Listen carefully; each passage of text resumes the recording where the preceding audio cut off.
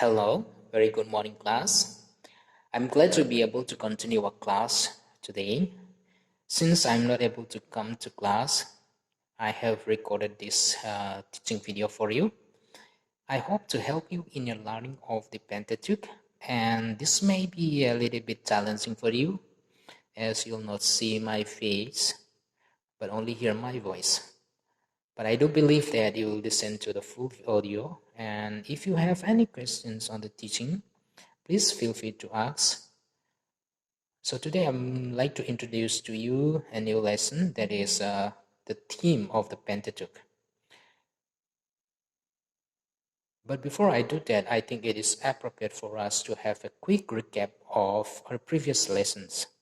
So if you remember, we have looked into the literature of the Pentateuch or the genre of Pentateuch in the previous class. You remember that? Okay, good. So in that, we identify that the Pentateuch contains law and narrative. And apart from these two genres, we also see that there is a poetry, and there is a list of genealogies, as well as a little bit of revelation or prophetic revelations. So for example, in Genesis 10, you will read about the genealogies of the table, or it's called Toledot in the Hebrew. That means these are the names of this and that, okay? But we stick to the two genres, that is law and narrative. So we know what is law, right? Law means Torah, or the teaching and instruction. So it is theologically centered in which it is necessary for the people of God to know in order to live a righteous life. So two important functions of the law is that, number one, to ensure that the unique identity of the Israelites as the people of Yahweh was maintained. And number two, to allow the Israelites to live a life that was different from the people around them. So these are the two different functions of the law. And apart from these, there are different types of laws in the Pentateuch. So if you go through Pentateuch from Exodus to Deuteronomy, you will come across a lot of laws, a lot of commandments that is given to the people of Israel. So if you go across through the Pentateuch, 5 books of the Old Testament, you'll see laws like a civil law. You'll see ceremonial laws, moral laws, ritual laws, etc., etc. And these laws occupy the central life of the people of Israel as a community of God. Okay, so the second genre is narrative, and narrative is a part or a whole of the Pentateuch. So then what is narrative actually?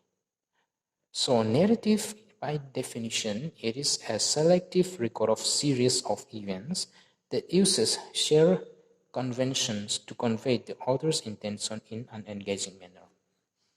So there are different characteristics or different features of narrative. You can see as you move from Genesis to Deuteronomy, you'll see like some of the important features like scene or plot, or you'll see a characterization, or you will come across a dialogue or conversation, and you'll see a point of view. So if you break down this narrative, you will see these different features of narrative: scene, plot, character, dialogues, and point of view. So what is scene? Scene means it highlights the place where the action or event takes place, who is involved, or the character, on what actually happened. And then we see the plot. So it refers to the sequence of events in the story. That means it is the cause and effect of the events. Okay, so it has beginning, it has middle, and it has end. So you will see a dialogue in the midst of the plot. You will see a written spoken dialogue or a conversation between the two characters or different characters. So the author used recorded speech, like a direct or indirect speech. So these are narrative techniques that the author used in order to communicate the story. And then there is a point of view. So this is the perspective of the narrator. So, or the narrator comments on the characters or the behavior of the characters in his conclusion or her conclusion of the narrative. So, these are the two genres. Laws and narratives are the two genres that is intertwined in the Pentateuch, in the story of the Pentateuch. So, each genre has contributed to the meaning of the text or achieve a narration or the other purpose of writing. So, we will move to the next, that is the theme of the Pentateuch. So there may be many themes developed in the Pentateuch, but today we will focus only on three important themes. So the first theme that we're going to discuss today is the theme of the sovereignty of God. So one of the important themes in the book of Pentateuch is the sovereignty of God. So reading from Genesis to Deuteronomy, you will see this theme running through each of the five books. So beginning from Genesis, the books of Genesis opens with the creation of God. So it opens with the sovereignty of God. So we read the story of the creation. So in this creation, God's superiority has been displayed. So it describes who God is. It describes a God who is sovereign, who is the origin of everything, who is the creator of the universe, and who is the source of living, who is the source of life. So he is the one who created everything in the universe. So Genesis 1 right away says that in the beginning God. So that means in the beginning God exists already. So he created the universe out of nothing. So he do not use any materials to create the universe. So he spoke the word and things exist. So that is ex nihilo. So creation out of nothing. So if we move from the creation to the story of the patriarch or matriarch story, you see how the sovereignty of God has been displayed in the life of Abraham. By choosing or calling Abraham as the father or as the one who will carry the blessing of the nation, God has best demonstrated his sovereignty over Abraham in his selection of Abraham or chosen Abraham as his instrument. So God's dealing with his chosen people, or specifically Abraham and the patriarch. We can see the sovereignty of God in the choosing of his people, and also how he deals with the wickedness of humankind. We can see that God is sovereign. So when he deals with the people in the Tower of Babel, God displays his sovereignty by overpowering them when he dispersed their language. Okay, and what God did to Pharaoh. What did he do to Pharaoh? He used 10 plague to teach Pharaoh that he is sovereign, he is God. So all the 10 plagues actually display who God is pointing to who actually God is. So God is superior to Pharaoh and his magician and his gods. So all this points to God's sovereignty.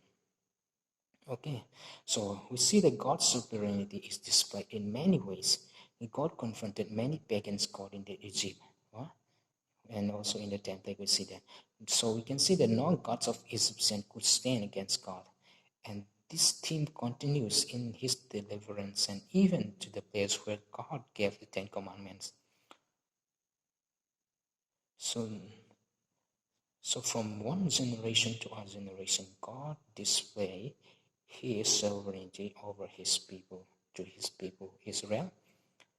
And then he also shows his sovereignty not only exercising against the other nation, but also by protecting Israel from the curse of Balak and Balaam.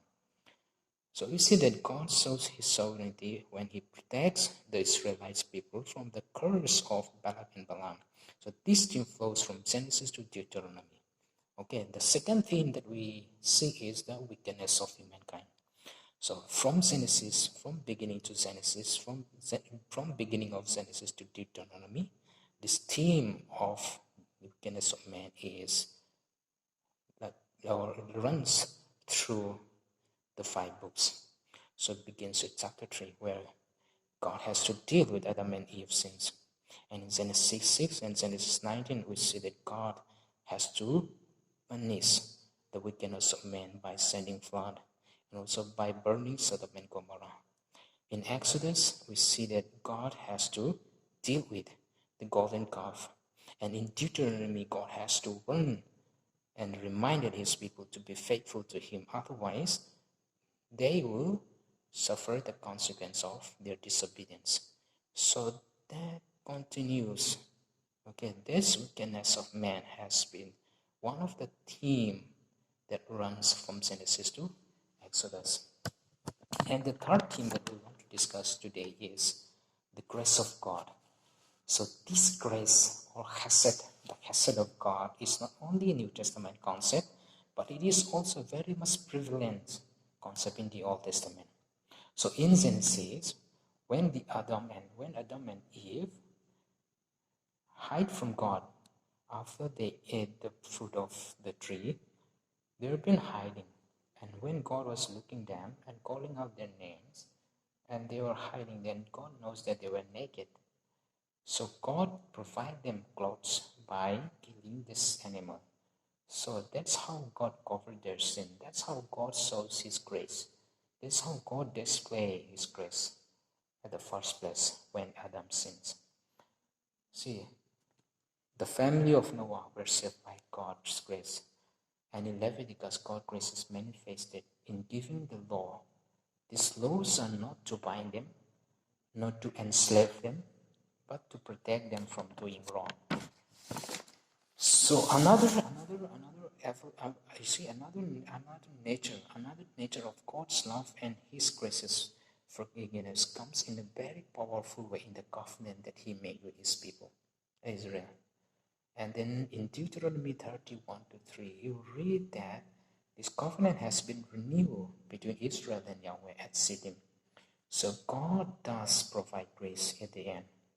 So we see the wickedness that has been running from Genesis to Deuteronomy, but in the midst of this wickedness, God still saves His people, not because of what they are doing, or not because of anything good they do, but it is purely because of grace. So Deuteronomy 30 is a passage that shows who God is. Israel was doing what was right in her own eyes, and repeatedly worshipping foreign gods and falling after foreign gods, breaking the covenants of you shall have no other gods except me.